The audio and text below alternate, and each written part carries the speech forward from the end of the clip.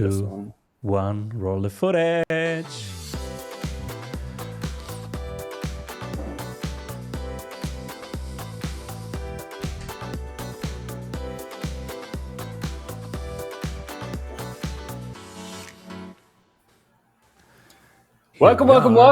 Welcome everybody to the Elevate podcast. I'm so excited to be here. I'm one of your co-hosts, Sean Malone. It's alongside Simon Severino, the maestro in sales. I'm excited to have him here. How are you today, Simon? Whoop, whoop. Always cool to see you guys. Let's elevate stuff. Today we elevate gamification stuff. That's right. Today we are covering gamification. So if you're a founder out there like, man, I wish I could put gamification into my business, today is the day for you. So excited. Don't forget, next week we're going to be covering referral flywheels. That's going to be a hot topic in itself. Don't miss next week, but let's dive into this week. First of all, I want to start with some wins. Simon shared a monstrous win with me this morning. I don't know if you're privileged to share that right now, but I think you should. It's official. It's signed. And it has to do with gamification. A few weeks ago, I shared with you guys that one person in our mastermind asked me, Simon, where is the one place where I can find all of your content if I'm not a paying member? And I didn't have an answer. That triggered me building that one place, which became an app. As it was an app, I said, well, why should only my content be on there? I want to have 5 teachers there to bring in even more valuable content for entrepreneurs in the Sprint Club. And I made a Dream 100 list, which we shared here a few weeks ago. How do you start things? Dream 100. On top of that Dream 100, name number 1 was Jay Abraham. And I gave it a 0% chance of why should he want to do that? But this is how you do a Dream 100. It doesn't need to be realistic. You are dreaming it up. Well, the universe decided to make it happen, and here we go. Now, in the Sprint Club, which is free until April 1, people will have hundreds of videos of Jay Abraham for free if they join before April 1. It's pretty amazing, right? And it's 154 people are in there, and they're getting all this amazing value. So yeah, that's a win. So that's definitely one of the biggest hooks for you to get that free app. Simon, how did the founders get the free app? They go to the Apple store if they're on Apple, and it's called Strategy Sprints. And if they're not on Apple, they have to go to strategysprints.com/community. Cool. All right, guys, so you had that. We'll drop those in the show notes for you. But check this out. Jay Abraham is a guy who charges anywhere. The last I heard, a dear friend of mine went and hired him for one day of consulting, and he charged her like 3 years ago. It was like $50,000 for a day. Now I heard his daily charge is like $150,000. Simon just put all of his content into Simon's app for you for free until he prefers to go get it. Okay, let's get into the gamification questions. I'm so excited for this. One of my wins, just one of the other things that I'll share is kind of somewhat gamification. I was having a conversation with a buddy of mine who only does paid advertising for companies that are doing $25 million per year or more. So he's got the big of the big of the best of the best. And he never started that way, but he started with a guy named Roland Frazier, who is known for merger and acquisition.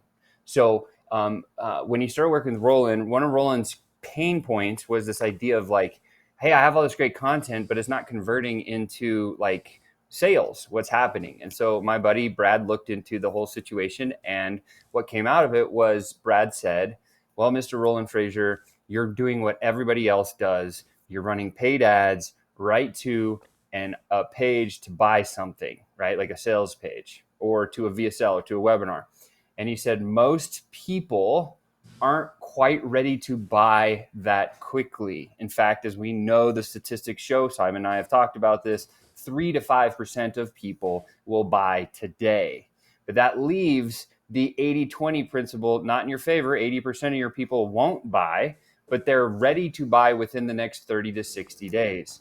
So I learned that concept from Frank Kern. And when I started doing marketing messaging, I thought to myself, how do I say something that's not too hard, but that will run for 30 days? And then Brad supersized this whole idea because he was working with Roland Frazier, and he said, why don't we try this? You teach merger and acquisition, right? And you said you have a webinar on how to get merger and acquisition deals. So the better way to nurture from content into a place where somebody's going to buy is creating some insanely intrinsically good value. And so Brad said, write down 30 of your best merger and acquisition how-to tips and make them as small as you could send in a single text message. Then Brad built a 30-day text campaign and he put an opt-in page in front of it.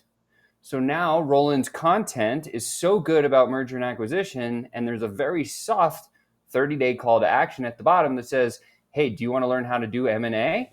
Click here and let me send you 30 free text tips, one a day. And so they launched this campaign. And then on just for functionality and format, so you understand, day 7 of the 30, day 14, and day 28. So week, you do a soft or a hard call to action, either to book a call or to go see one of your webinars. So in Roland's concept, first 5-6 days were tips about how to do merger and acquisition. Day 7 comes and it says something like this. You're learning how to actually transact an M&A deal. If you want the deals, I have a system. Go watch this free training, click here. And in the middle of their text campaign, it drives somebody over to watch the webinar, which is very soft. This is how you boost your registrations and you boost your show rates. So there's a few other tips when we get to webinar stuff, but that's one of them, right? And so he has all these people now. And guess what happened? This campaign outperformed every paid ad campaign that he'd ever seen, ever had, ever, by millions of dollars. And so when Brad shared this with me, and I remember what Frank Kern told me, and I was like, I got to execute. So Simon and I teach sales, right? At a very different level, but we teach sales. And so I also have done pretty well in sales. And so I've built now, I'm rolling it out, not quite done yet, but that's what we share with you guys, what we're doing.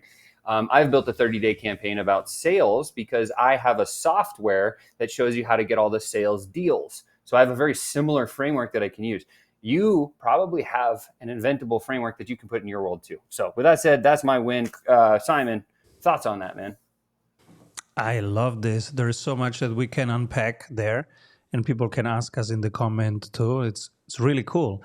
How do you create a flow? This is my love language, right? How do you create an experience where people start getting your vibe and want more, and slowly, now that you have created that relationship and that credibility, now you start saying, hey, by the way, you can have more here, which is a natural way of expanding the conversation and deepening the conversation instead of add and selling something, which is horrible.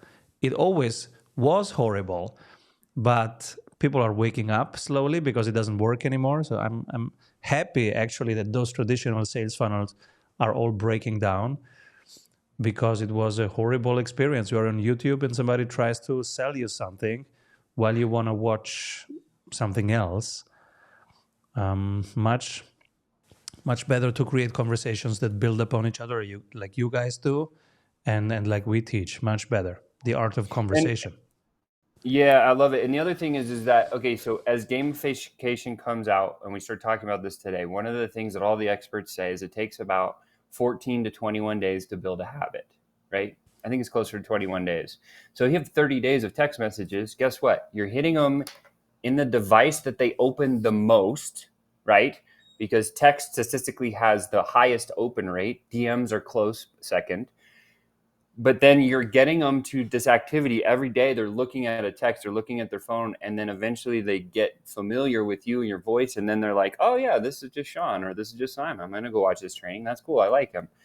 That creates conversion. So something for you guys to try if you're interested into it. It's a kind of a big undertaking. I am working on it. When it is done, I will roll it out to you guys. I don't have a link yet, but my landing page is almost finished. So with that said, let's dive into gamification. Simon, question number 1 for those of you founders out there in the Elevate podcast wanting to know how to put gamification in your business. This is the best question you could ever ask Simon. Simon, how can gamification be used to improve user engagement and retention in a business? why do people play games all night, drink Red Bull to play another 3 hours, order pizza so that they can still play, right? Because it's fun. And what are the elements of that? You have one quest, a clear quest. You have roles in a team, right? I'm the guy who shoots. I'm the guy who heals the wounded shooter.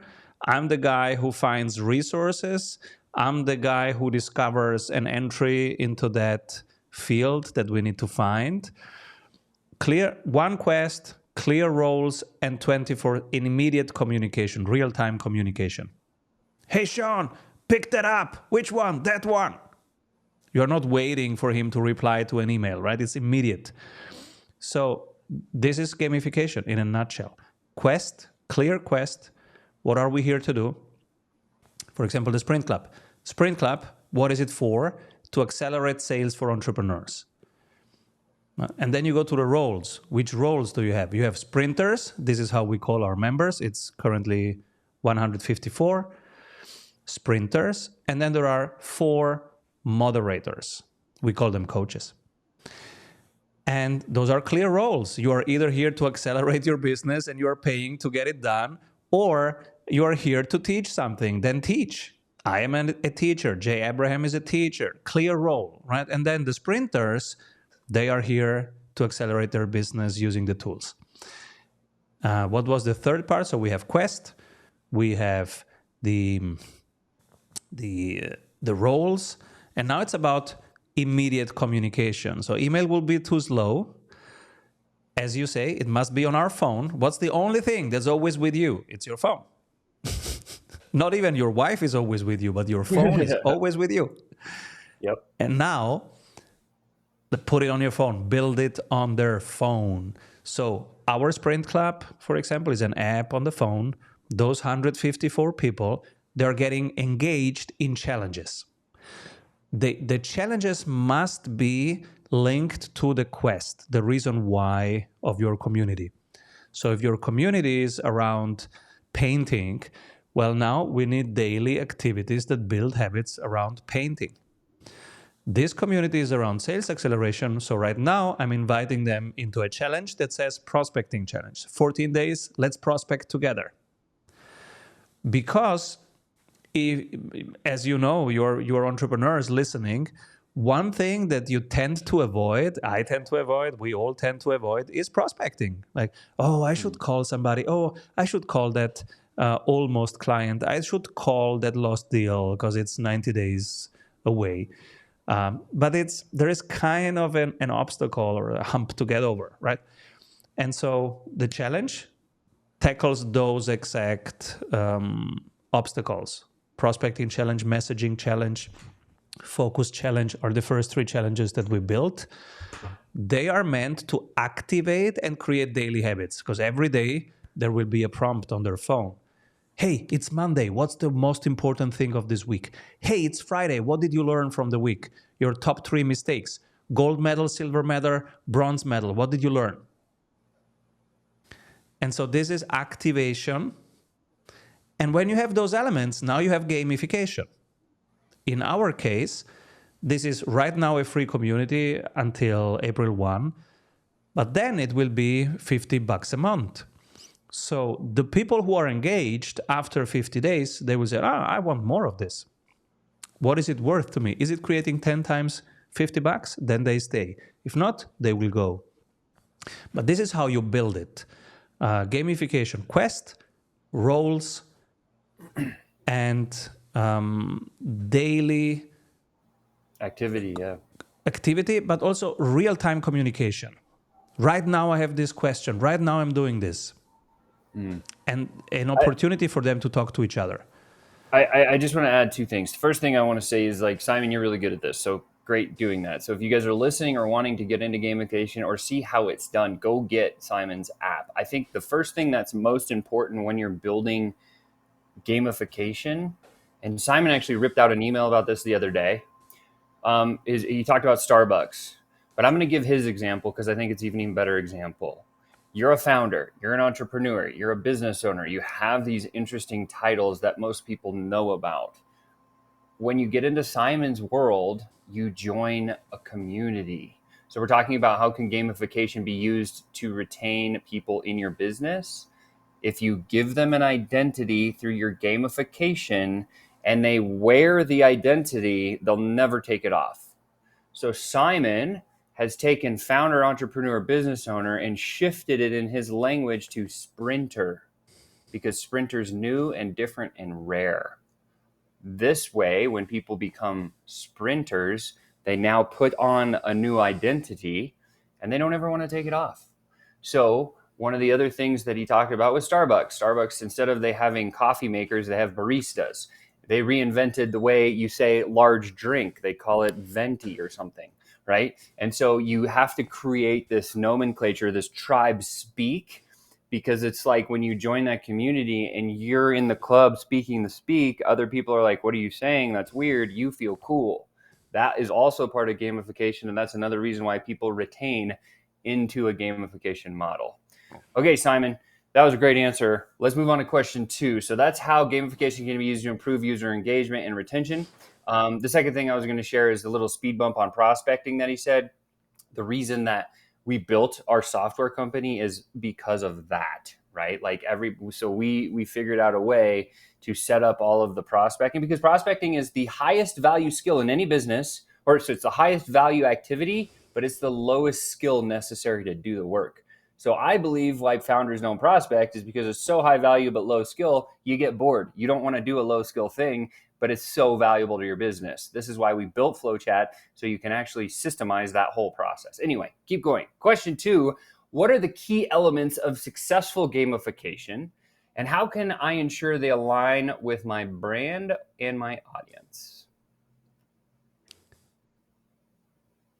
It ties to what you just said, that prospecting, because it is so low skill, just calling someone, but it is so important, we avoid it.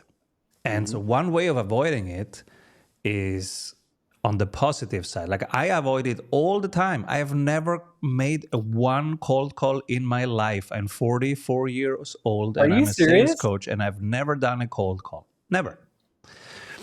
And Bro, why? let me just interrupt and tell you, I did 2,400 of them, and I never booked an appointment when I first started. Totally different. All right, keep going. Wow, that's amazing. Yes, and most people, when they avoid, they just don't do it.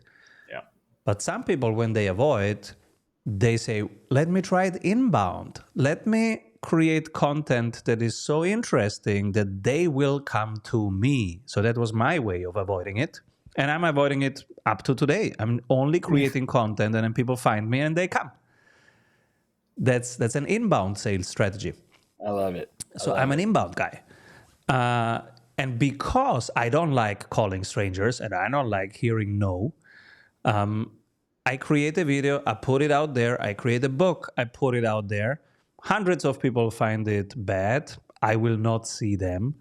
And then 3 of them find it amazing. They will call me. That will be my 3 calls of that day. I wake up in the morning. Who are these 3 people? I'm flabbergasted and I'm curious to meet them. Who are you? Super cool. Tell me about yourself. Because you know me now, but I don't know you. So tell me, what's your world? What are you doing? What interests you? What are you building? Where are you stuck? How can I help? That's then my conversation. That's my sales conversation. So I avoid it by creating content.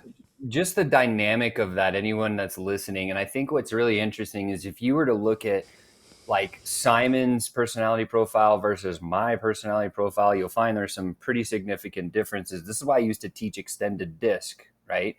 His personality system, there's a million of them, right? Myers-Briggs, colors. I don't know, there's millions of them, but I got really good at extended disc.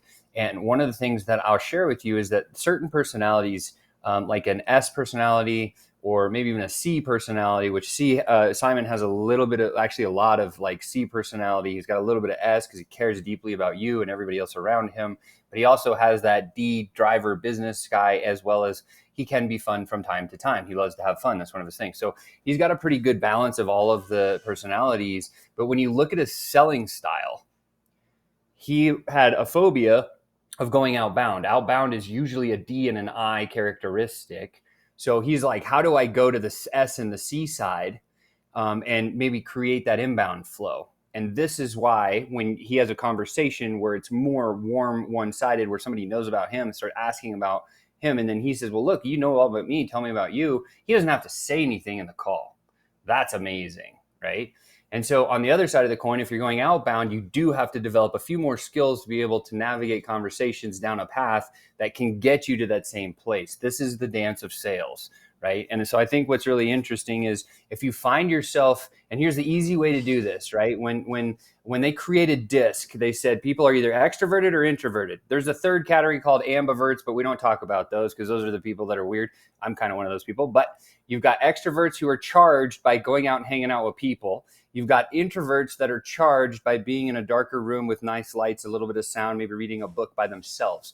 So if you get charged up more by yourself, you maybe want to think about an inbound strategy. If you get more charged up about talking to people, then you want to think about maybe going outbound and learning the actual outbound selling abilities. So you know what's funny? I'm an introvert in the morning. I accept no meetings in the morning. In the morning, I want to get stuff done alone. And I also want to read books or just be alone running an hour alone. That's my favorite thing to do in the morning. Reading a book, writing an article, researching alone on my desk. That's what I love in the morning. And in the afternoon, the best thing is, okay, let's go on 3 radio stations and talk about stuff. But why? In the morning, I'm such an introvert. You're an introvert, but you charged yourself in the morning so you have the energy to output in the afternoon. That's why. Exactly.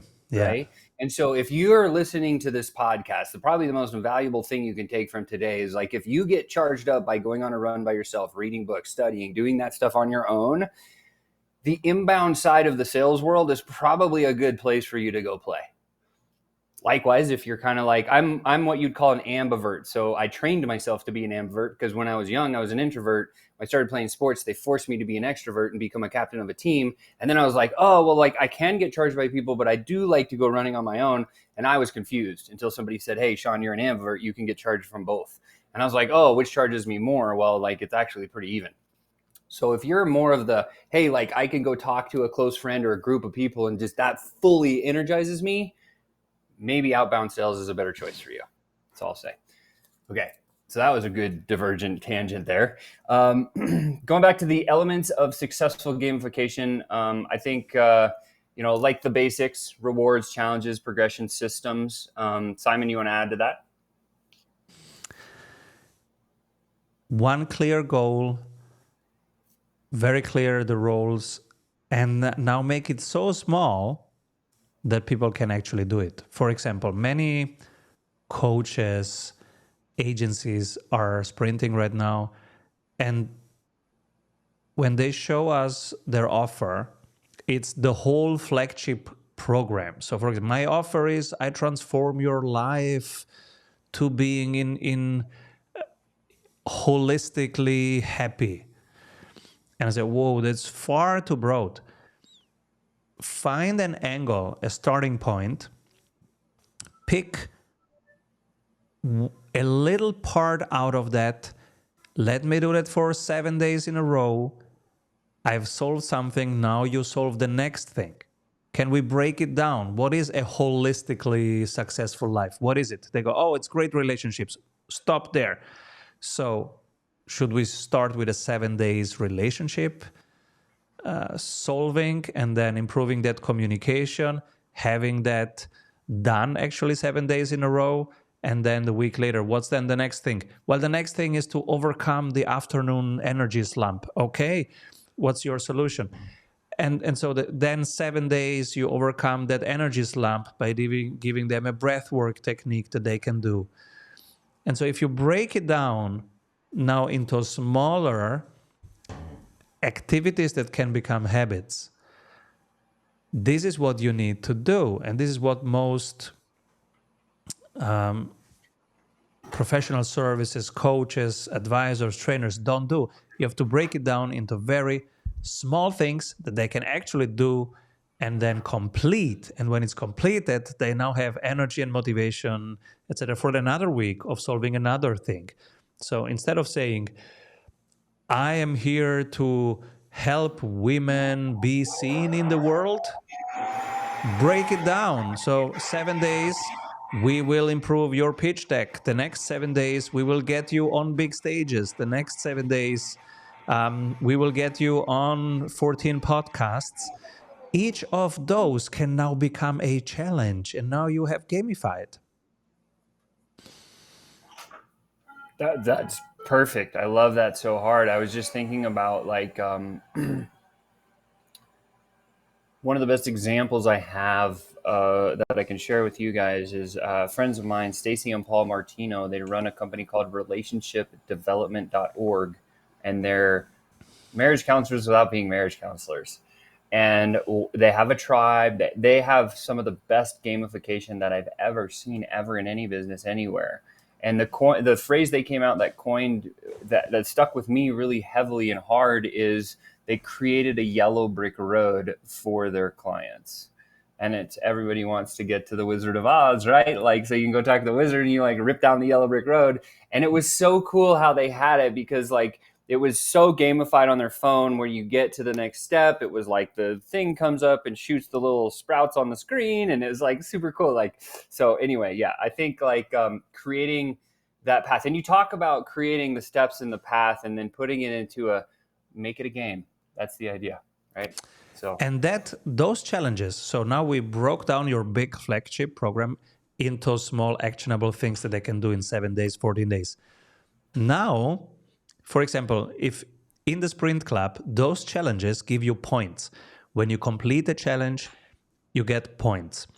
When you share something, when you write a comment that other people find inspiring, because we have a button called Inspired. So if 3 other people click Inspired by your comment, now you get another 3 points. If you have 103 points, now you are getting on the leaderboard. Right now, I see 9 people on the leaderboard. Some have 400 points, some have 300 points, some have 200 points. Now you can start incentivizing whatever the reason is why they're there. You can start giving them something. So, for example, we have 3 prizes, and every quarter we will pull the person who's on top of the leaderboard, and they will get these prizes. Now, make these prizes relevant for your people. So now you have activated them, they're doing something, and now you are giving them recognition. Hey, I see that you are active and contributing. Plus, you're giving them something that they actually need. I want to gift you this because I think it's relevant for you. So think about this just for a second in your business as a founder. Imagine if a founder friend came up. This is how we kind of like, I'm leaking into the referral flywheel a little bit here on this piece, but your buddy comes over and hangs out as another founder. And your buddy and you start talking about business. And then you say, well, how are you doing? How did the last month go? How did the last year go? And so actually, here your buddy says to you, actually, I just got in this cool program and I had this 7-day adventure that I went on and I leveled up. Now I'm actually on level 3. I feel really cool about it. It's awesome. In fact, I got like 500 points. And now it's so ambiguous to you. You're like, what level are you talking about? What points? Like, I want to be part of that. And you create this pull strategy, this inbound where it's like, well, can you tell me more about that? And all of a sudden now your founder buddy has just sold you on Simon's program without you ever even talking or selling it, which I think is a really cool piece of it. So that's awesome, Simon. All right, moving on to the next question. Let's see. Oh, yeah, number 3. How do I measure the ROI of gamification strategies, and what metrics should I track to know if it's working? Oh, the metric number 1 is retention. How long are they staying, right? But there are different phases to get to retention. And so let's go backwards. In the end, you want to measure retention. So how long are people staying with you? If you have a software people measure churn rate. Is the churn rate 3% or 2%? That's amazing. Is it 8% or 14%? You have a problem. And then you want to reduce the churn rate. And how do you reduce the churn rate? By looking at their usage, their activation levels, and when are they high and where do they drop off, and what can you improve in those exact bottlenecks. So let's go back from retention, you go to activation. How to keep them active. Before keeping them active is how do you get them active? That was the challenges that we talked about. Before getting them active, you have to get them into your world in the first place. That's the prospecting and lead gen system that we talked about in the beginning with DMs and conversations and emails and videos. So the ultimate metric is retention. No, even better. The ultimate metric is dollars per month. But what feeds into that is the retention percentage. So how many you keep in the subscription. What feeds into retention is activation. What feeds into activation is selling them into the program. What feeds into selling is marketing, starting the conversation in the first place. I freaking solid, man. I think that's so good, right? So like, again, retention becomes the big piece of it. And then one thing that I do want to share with people is like, well, what's retention numbers? What does it mean? Let's say you have 100 people going through your program, right? There is no comparison. Your business is separate than everyone else's. And so what I want to share with you is you're like, well, what should my numbers be? What, Sean, like, I don't get it. All you got to do is create a benchmark for yourself. A benchmark is just a measuring starting point. Have 100 people go through that thing and how many stuck, right? Was it 30? Was it 20? Was it 10? Was it 1? Was it 50? Right? And that first rendition, that first edition is now what we call your benchmark. And so now what we do is we go and we look at what's the biggest gaping wound or broken thing in the process, fix that, run another 100 people through and see the retention number. Did you beat it or not? That's it. And this is how you continue to make better and better and better gamification. And you don't need a third party to come in and tell you how to get it better or what to do because you already know you're working on it, right? Now, if you get to a level of efficacy that's like really, really high and you can't break it and you hit like this glass ceiling and you're trying to go through it, that's when you would call in a specialist in like gamification to say, I'm stuck here, what should I do? That person's going to flood you with a bunch of ideas that you never even thought of. So that's kind of how I would move forward from that. So, okay. Question 4, Simon, what are the common mistakes founders make when implementing gamification and how can most founders avoid those things? First problem is overthinking. So how many people have you heard, oh, I'm going to gamify, but then they never do it? Yeah. Because they start, I don't know what, buying books about it and courses and whatever, right? So I try to build as much as possible in public so that people see that you don't have to have all your ducks in a row before you start anything. I mean, guys, 2 weeks ago, we were just talking about this, that I'm going to launch an app. Now I'm telling you, 154 people are in there and are doing stuff. Do you think in 2 weeks? And you have Jay Abraham's content in there. Like, that's insane. And landed a strategic partnership that is solid. So in 2 weeks, do you think I became like an app expert? Of course not. No. I'm still a beginner, but it doesn't matter. If you obsess on what your people need and you build around that, you ask them, do you listen to them? You build something small, then ask them, is it helpful? If they say no, forget it. And if they say yes, you continue building. That's the loop that you need. You don't need to be an expert. In fact, the best products came from non-experts. If nobody knows Nubank, but it's a great example because in Brazil, there was no digital banking. There were just these traditional monopolistic houses that wouldn't care less about you as a user. Came in a little team that was not from Brazil. He was from Colombia. David comes to Brazil for work, wants to open a bank account, 5 months of struggles to just open a bank account. He goes, there must be a better way. Let me build the better way. He was not a banker and he was not a Brazilian. And that's the guy who invented the #1 Brazilian digital bank right now. It's called Nubank. And it's an amazing story that could have never been built by a Brazilian banker. Never. And you can expand this, right? What's the most sold car right now? It wasn't built by the German guys who are actually good at building cars.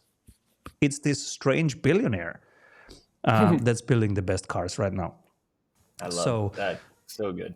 Yeah. So actually, you don't need to be an expert. Don't overthink. Only obsess about who is it for and what is it for, and build something in 3 hours and then ask them if it's helping, and then you build another 3 hours. The sprint method is actually much more important than being an expert. So don't overthink. You don't have to have figured it out. Nobody has anything figured out anyways.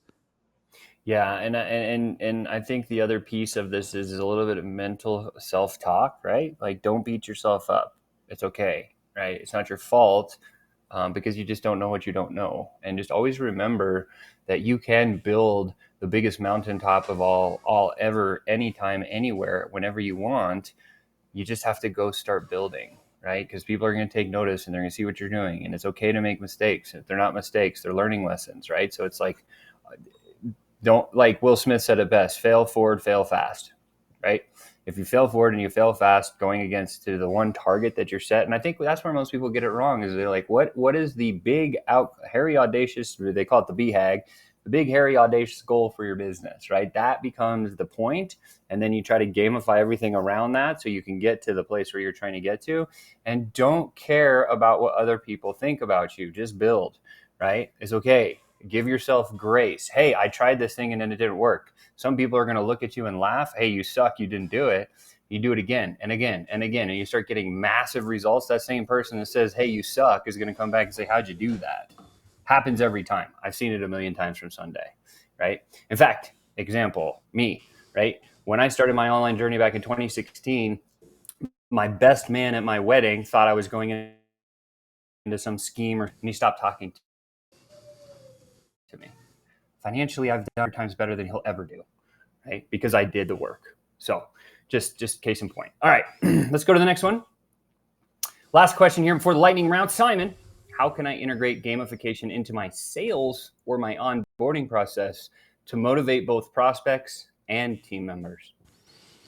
So here's what I plan to do next week. Now that 154 people are using it, I plan to make screenshots whenever they have breakthroughs. They say, oh my God, I just learned this. Oh my God, how cool is that? I will make a screenshot and ask them, hey, can I use it on social media? And then I will post it. So this marketing piece will now be something real about real people that are proud of themselves.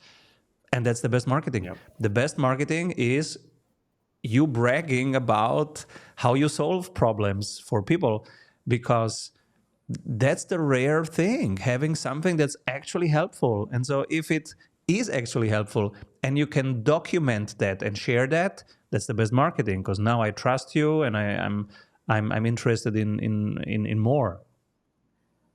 Yeah, I mean, getting somebody else to praise you is the ultimate secret, right? So again, like if you can do, how do you integrate it? You create jealousy in the marketplace by having your success stories be publicized, social proof, that's what they call it, and then saying, hey, I want to do that too. And people start raising their hand.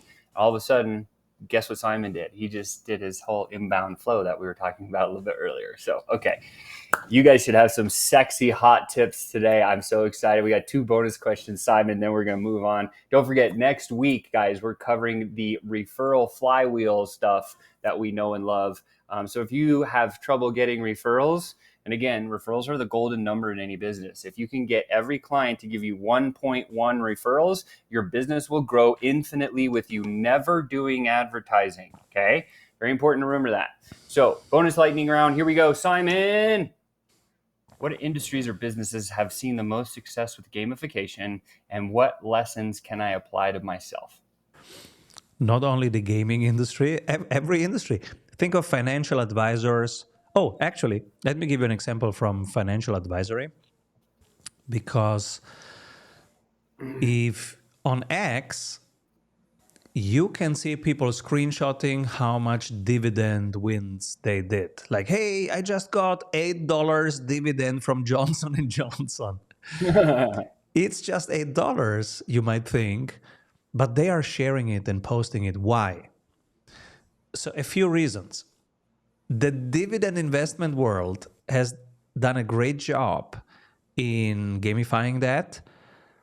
Now, let me tell you that dividends are absolutely not relevant, and that when you analyze a business, a dividend is actually a negative thing. You want to have share buybacks and reinvesting into product rather than dividends as a sign for a healthy company. But that's a side track.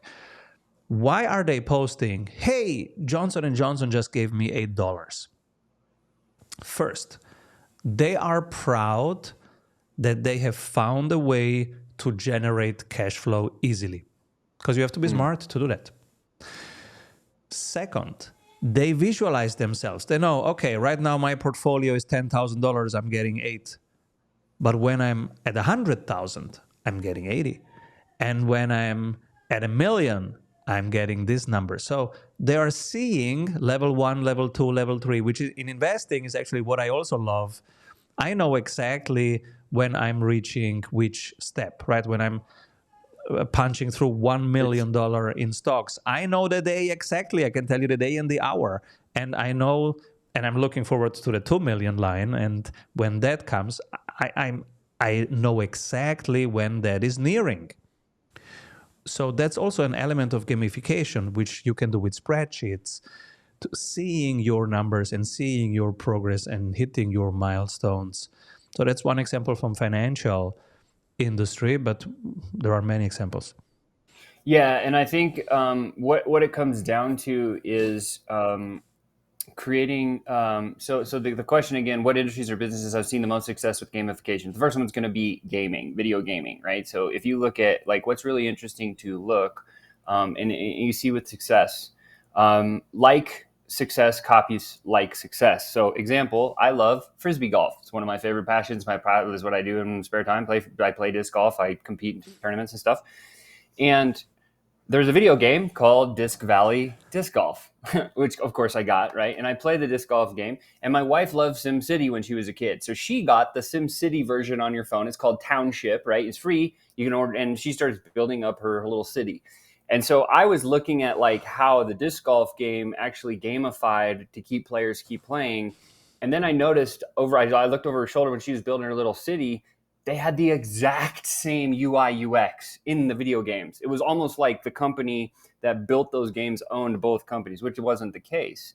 And so again, likes copies like. So if you are a numbers driven business, follow the financial model. What's stage 1 as an investor that you can get on? What's stage 2? What's stage 3, right? Same thing. Now, if you're a branding agency, as an example, what are the levels, right? So do you have this? Do you have this? Do you have the example would be, is your brand clean throughout every landing page and everything else? Like you have it all like lined up and dialed in. That's level 1. Level 2 would be somebody's taken on the identity of the tribe that you've created. In our world, we create super connectors because that's what we do. We like people. I love to help founders communicate better. That's the reason I'm on this planet. And so that's why I'm actually even doing this podcast. So just sharing is think about what industry is working. So finance is a good one. Video games is a good one to look at. I've seen it done in relationships. I've seen it done in branding. So again, whatever your agency does, it's possible to do it. So my answer is all, right? Last question, Simon, we'll kick it out of here. How can I use gamification to foster community among my users and encourage organic advocacy? If you are helping people with, let's say, reducing costs or increasing revenues, you might think about, do they find it valuable to meet the others? Mm-hmm. In many cases, that's the case, because they're solving similar problems. Let's say you are an M&A lawyer. Now you have 40 clients who are trying to sell their business. So they have very similar questions that you are trying to answer. But you could ask them, would it be valuable for you to meet 39 other people who are also trying to sell their business? And usually the answer is yes. I do this with clients all the time. And usually the answer is yes. And then we ask them, what's the worth of it? What is it worth to you per month or per year if I bring you together? I can build a mastermind. You meet 40 other people in your situation that have to solve the same thing. What's it worth to you? Tell me a range in dollars. And then they tell you a range. Now you have a mastermind and you have a pricing range. And usually with these people, then we actually start the mastermind. The last little bit is to teach them how to run a mastermind. But really, it begins by think about if the people that you are serving would find it valuable to meet the others. If that's the case, boom, your first community is born. That's it. Guys, you just heard it from the horse's mouth. Like, that's the best way you could ever do that. So again, if you're looking to use gamification to foster community, Simon built an app in less than 2 weeks. He knew nothing about building apps. And then he got not only an app built so that he can do this exact thing, he also now found a super player that can put their content into that system, so it becomes even more valuable for you. So really interesting strategy, Simon. Thank you so much for sharing all that stuff today. Always a pleasure to chat with you on our Elevate show here. That's going to wrap it up for us next week. Yeah, so next week we're going to, as I mentioned, we're going to dive into the referral flywheel stuff. This is that stuff of how do you create 1.1 referrals from every client that you get. If we can answer that question for you, you're going to win. So with that said, thank you so much for being here at Elevate. Can't wait to see you next week, same time, same channel with the same awesome people. Talk soon. Avoid trying to do thousands of things that doesn't work. We have 274 templates for your business success. Reach your ambitious goals with one-on-one sprint coach. We double your revenue in 90 days. What if you're even when you are on vacation? Discover how 1,600 business owners have regained their freedom using the Strategy Sprints blueprints. How they enjoy living their dream and watching their business scale. Get the exact